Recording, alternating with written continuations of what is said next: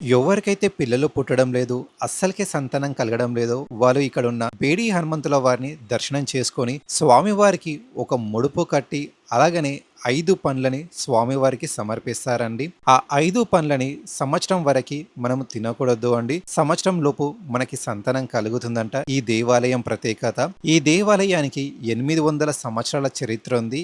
ఈ ఆలయంలో ఉన్న అనంత పద్మనాభ స్వామివారి దేవాలయం శ్రీచక్రం రూపంలో ఉంటుంది అండి. ఈ దేవాలయం పేరు శ్రీ బస్మేశ్వర్ మహాదేవ్ బేడి హనుమాన్ మందిర్ అండి. ఇది ఓల్డ్ సిటీ హైదరాబాద్ యాకత్పురలో ఉంటుంది ఈ దేవాలయం. అలాగనే ఈ దేవాలయంలో బసవేశ్వర్ మహాదేవ్ కూడా దర్శనమిస్తారండి. శివరాత్రి అప్పుడు విశేషమైన పూజలు జరుపుతారు. అలాగనే ఇక్కడ శివపార్వతుల కళ్యాణం జరుపుతారండి. మరియు అనంత పద్మనాభ స్వామివారి దేవాలయం, వేడి హనుమంతుల వారి ఆలయంతో పాటు ఇక్కడ దుర్గాదేవి కూడా దర్శనమిస్తుందండి. నవరాత్రులకి విశేషమైన అలంకరణలు, పూజలు, అలాగనే ఇంకా కుంకుమార్చనం లాంటివి జరుపుతారండి. ఈ దేవాలయానికి దాదాపు 800 ఇయర్స్ పైగా చరిత్ర ఉందండి.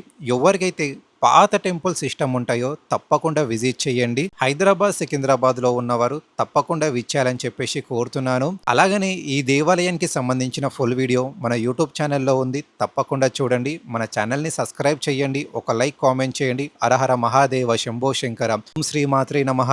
జై శ్రీరామ్, జై హనుమాన్.